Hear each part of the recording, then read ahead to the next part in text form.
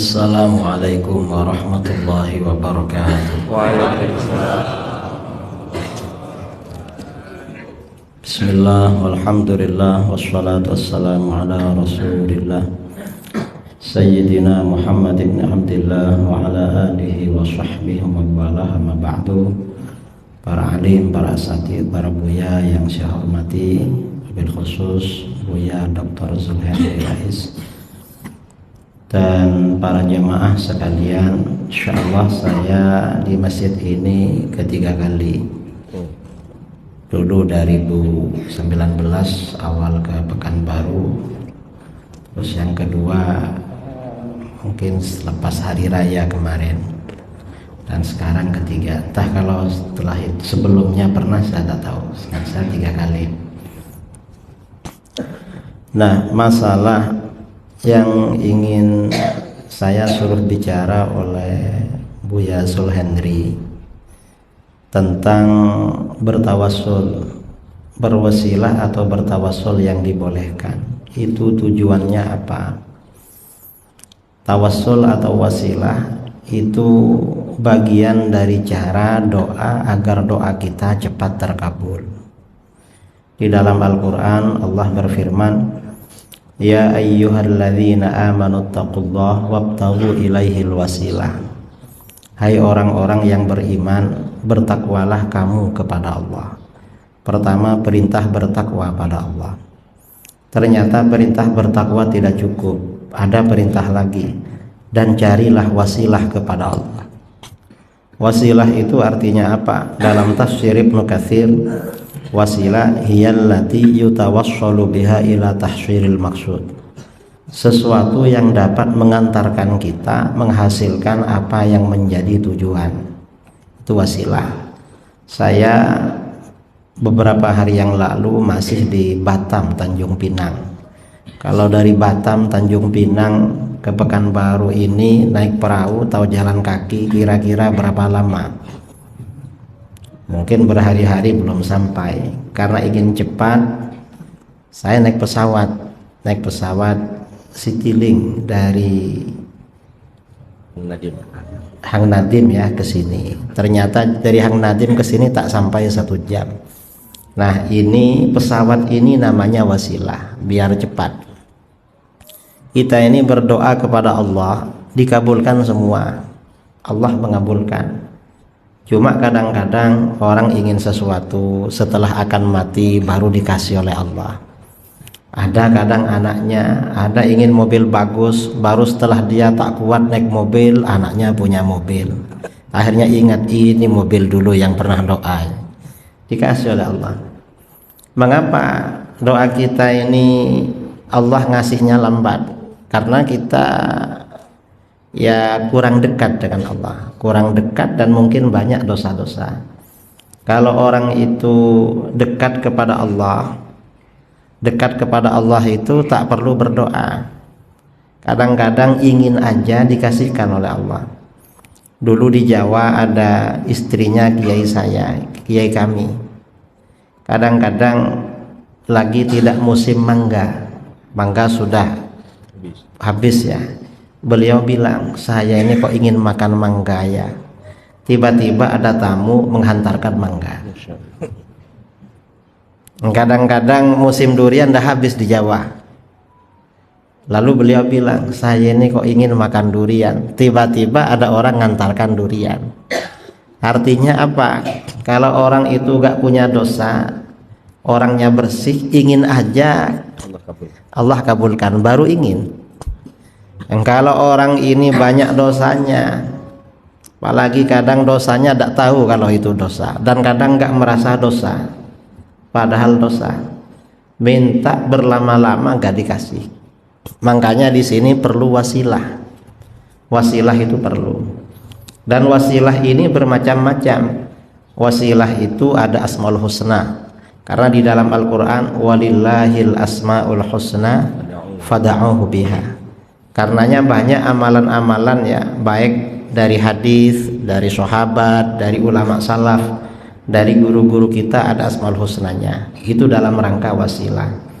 Kemudian wasilah itu amal soleh. Amal soleh itu juga wasilah. Contoh berwasilah dengan amal soleh, misalnya punya hajat lalu sholat hajat, atau misalnya ada kesulitan ekonomi lalu membaca surat waqiah sekian-sekian misalnya, atau misalnya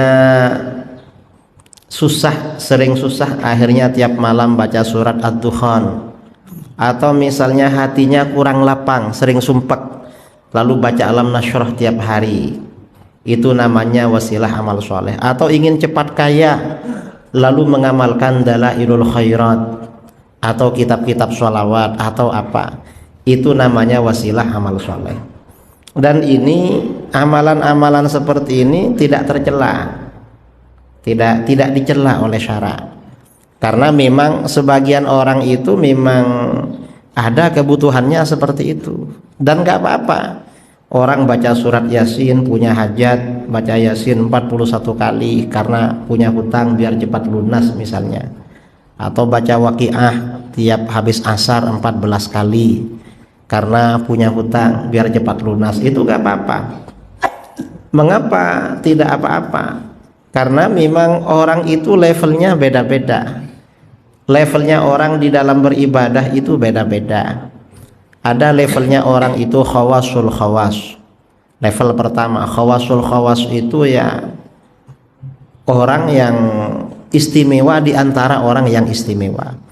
Kalau khawasul khawas ini beribadah bukan karena ingin masuk surga, bukan karena takut neraka, tapi bagaimana?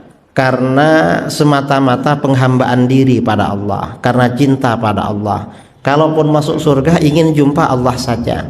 Sama dengan orang cinta kepada seorang raja, cinta kepada seorang ulama. Dia datang ke sana tujuannya apa? Ingin jumpa karena senang. Ini level pertama. Jadi bukan karena apa-apa. Ada di bawahnya lagi khawas, ya, di bawahnya ini. Apa? Ada orang beribadah ingin masuk surga dan takut neraka. Ini namanya ikhlasut tujjar. Ikhlasnya para peniaga, para pedagang. Saudara pergi ke toko beli barang, berapa? 10.000. Yang punya barang ini ngasih barang sama saudara ikhlas. Mengapa? Dapat uang 10.000. Sama dengan orang datang ke buya, ke ustadz. Mengapa? Datang ke sana pasti dibagi makan. Karena ingin makan aja, mungkin dia lewat, singgah di sini aja, nanti bagi makan. Setelah dibagi makan, kadang buaya gak keluar, orang ini gak apa-apa, yang penting dah makan balik dah, tak jumpa dengan buaya. Ini yang kedua. Jadi ingin orang beribadah, beramal soleh, ingin masuk surga, takut neraka. Ini ikhlas. Tapi ikhlasnya lebih lemah dari yang tadi itu, lebih lemah. Mengapa? Karena seandainya Allah tidak menciptakan surga dan neraka, ini tak ibadah, ini tidak beribadah. Yang ketiga, ini yang paling rendah, ikhlasul awam. Ada orang beribadah kepada Allah, rajin sholat berjamaah, ikut majelis zikir, ikut ini. Kenapa kok ikut itu? Kalau ikut itu katanya ekonominya lancar, kalau punya hutang cepat lunas, kalau bisa cepat kaya apa, atau misalnya orang mengamalkan waqiah tiap malam. Mengapa? Punya hutang, datang sama buya, buya saya ini baca apa, saya punya hutang sekian, kerja banting tulang tak mampu melunaskan. Oh kamu tiap malam baca ini, baca waqiah misalnya 41 kali. Akhirnya orang ini tiap malam baca waqiah. Ini gak apa-apa seperti ini. Dan cuma ini ikhlas paling lemah. Mengapa paling lemah? Ikhlas seperti ini gampang goyah. Saudara misalnya punya hutang 10 juta, karena gak lunas-lunas oleh buya suruh baca waqiah tiap malam 21 kali misalnya. Hanya baca, dapat 3 malam kawannya datang. Apa? Saya ingin ngajak kamu ngopi-ngopi di sana, minum bandrek atau apa di sana. Oh saya tidak bisa, saya punya rutinan tiap malam. Rutinan apa? Saya baca ini tiap malam 21. Saya bacanya pelan, nanti jam 2 baru selesai.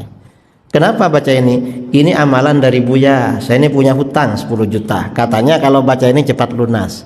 Berapa hutang kamu? 10 juta. Gini aja lah, yang penting kamu temani saya minum-minum bandrek atau apa di sana, yang 10 juta tak kasih. Kira-kira orang ini masih baca waqiah atau ikut kawannya kira-kira? Ini ikhlas level 3, ya, level 3. Dan nggak apa-apa seperti itu. Karena memang dalil-dalil syar'i ada yang seperti itu.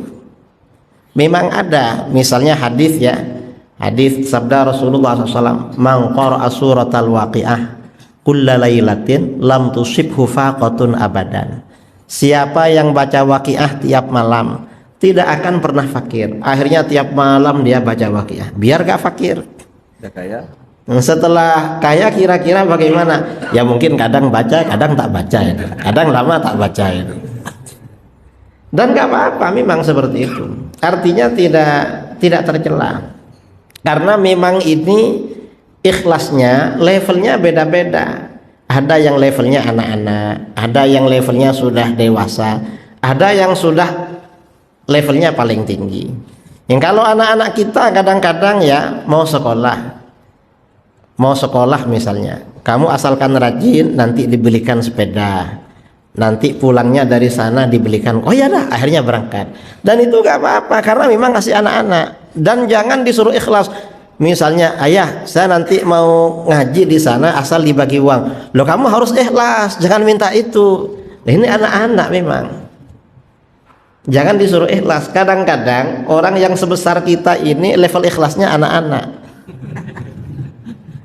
Jadi memang mau ikut majelis taklim, mau ikut kajian, memang perlu disampaikan hadis-hadis yang ikut ini nanti ekonominya lancar. Karena memang ada, memang di pesan Imam Abu Hanifah kepada muridnya Abu Yusuf, kamu jangan tinggalkan ilmu, karena kalau kamu meninggalkan ilmu nanti kehidupan ekonomi kamu sempit.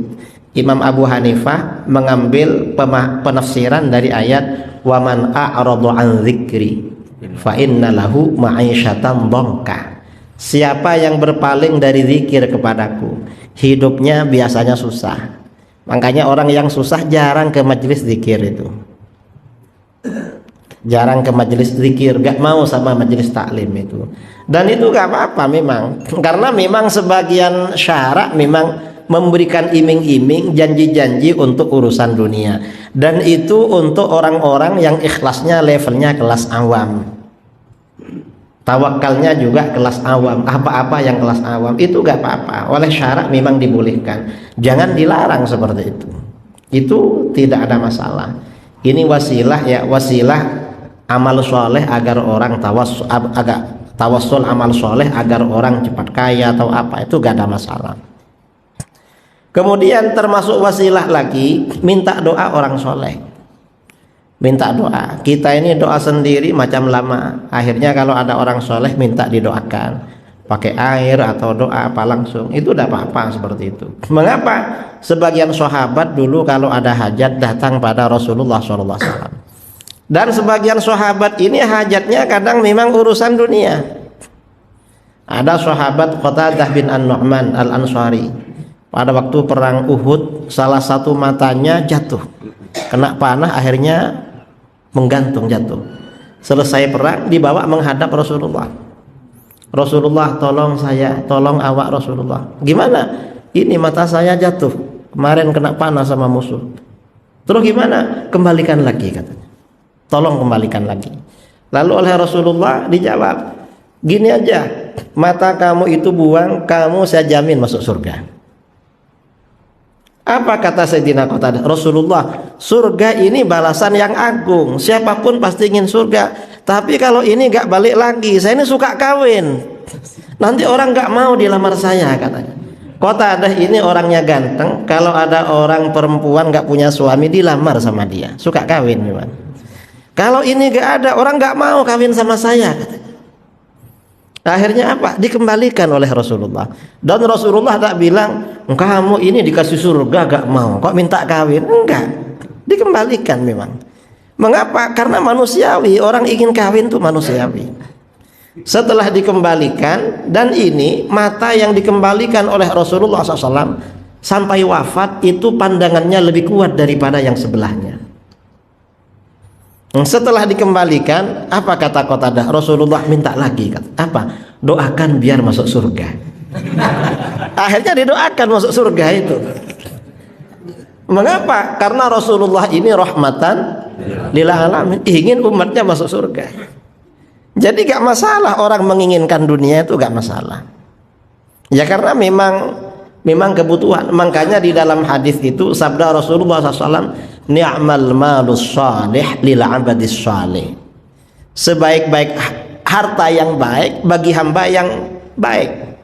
Uang itulah kalau yang pegang orang baik paling ya untuk bangun pesantren ya, untuk bangun masjid, untuk apa. Itu kalau yang pegang uang orang soleh.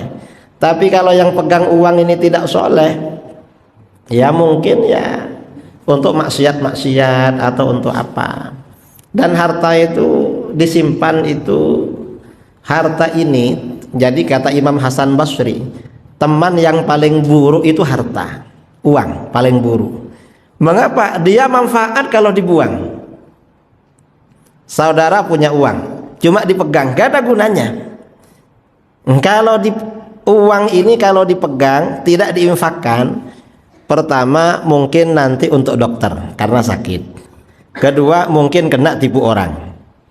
Ketiga ahli waris. Itu kalau uang ini gak diinfakkan. Tapi kalau uang ini diinfakkan, maka berarti manfaat bagi diri sendiri, manfaat bagi kita. Kalau gak diinfakkan, ya tinggal nunggu aja nanti. Ini kira-kira untuk dokter, atau kena tipu orang, atau kena apa? Waris. Atau ahli waris, karena dia mati duluan. Kalau dia mati duluan, istrinya masih muda, enak suami berikutnya itu, karena dapat warisan. Atau suaminya atau istrinya mati duluan, banyak kalungnya, banyak gelangnya, mau diinfakkan, istrinya bakhil, pelit, akhirnya dia meninggal, enak suaminya kawin lagi itu, boleh, dia ada emas, ada warisan, ada apa itu. Nah ini banyak ya kejadian seperti itu. Ada orang kaya kalau sumbang untuk pesantren 3 juta, 5 juta, udah mungkin ya merasa banyak. Akhirnya apa? Cucunya lulus SMA, mau ngelamar jadi polisi. Datang calo, lewat saya kalau jadi polisi. Berapa? 300 juta. Akhirnya apa? Anaknya tak dipanggil-panggil jadi polisi. Uangnya gak kembali lagi. Nah, ini namanya uang hilang, gak dapat pahala, saudara. Ini gak dapat pahala ini. Mengapa? Kena tipu orang karena bodoh dia. Tapi kalau uang ini ke pesantren atau ke masjid, ini hilang dapat pahala dan kembali kepada dirinya sendiri. Jadi memang seperti itu. Jadi kita ini bukan gak boleh kaya, cari harta sebanyak-banyaknya. Tapi ingat, infaknya kemana? Jangan sampai didiamkan. Karena kalau didiamkan ya, kadang-kadang orang itu syuh itu artinya kikir. Untuk dirinya sendiri gak mau mengeluarkan banyak. Dia rela makan dikit-dikit. Ya yang enak ya ahli warisnya nanti itu. Atau nanti maling, penipu atau siapalah yang dekat dengan dia itu. Dia gak bisa menikmati dan dia gak dapat pahala itu. Gak dapat pahala. Harta itu yang memberikan pahala pada kita, yang kita sedekahkan, yang kita infakkan. Kalau gak diinfakkan, bukan untuk itu, gak dapat pahala. Dan orang yang banyak uangnya, ibadah yang paling afdal itu memang bersedekah. Pada masa salaf ada orang kaya datang kepada ulama sufi, "Buya, saya ini sekarang rajin tahajud, rajin puasa." Dia kaya raya. Dimarahi sama ulama sufi. "Ini bukan ibadahnya kamu," katanya. "Ibadahnya kamu itu banyak sedekah dan bagi makan orang, karena kamu banyak uangnya." Dan orang banyak uangnya itu walaupun sedekahnya banyak, jangan sombong. Mengapa? Sedekahnya orang kaya nominalnya banyak, pahalanya kalah sama sedekahnya orang miskin yang nominalnya sedikit. Makanya sabda Rasulullah SAW, dirhamun sabaqa mi'ata alfi dirhamin. 1 dirham mengalahkan pahala 100.000 dirham. Kok bisa Rasulullah? 1 dirham mengalahkan pahala sedekah orang 100.000 dirham. Yang sedekah 1 dirham itu uangnya cuma 2 dirham. Dia sedekahkan 1 dirham.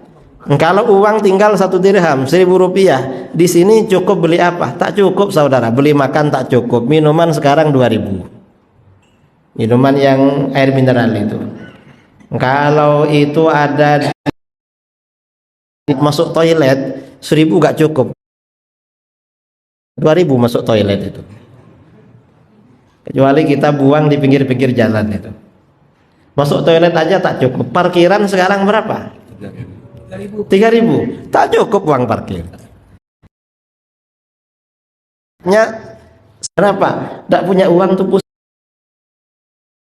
pusing.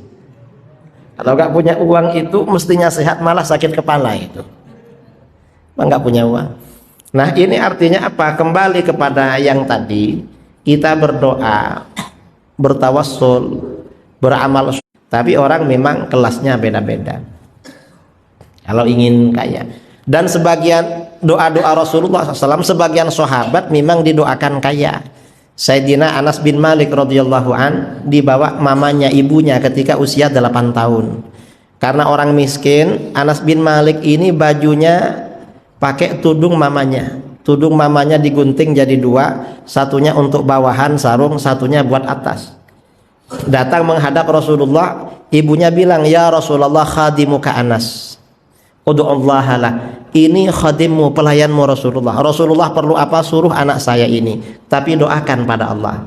Lalu Rasulullah mendoakan apa? Allahumma aktsir malahu wa waladah wa barik lahu fima a'taitah. Ya Allah, perbanyaklah harta anak ini dan perbanyak pula anaknya, dan berikan keberkatan bagi apa yang kau berikan kepadanya. Jadi Anas bin Malik ini didoakan banyak harta, banyak anak. Akhirnya macam mana? Anas bin Malik ini hidupnya kaya raya.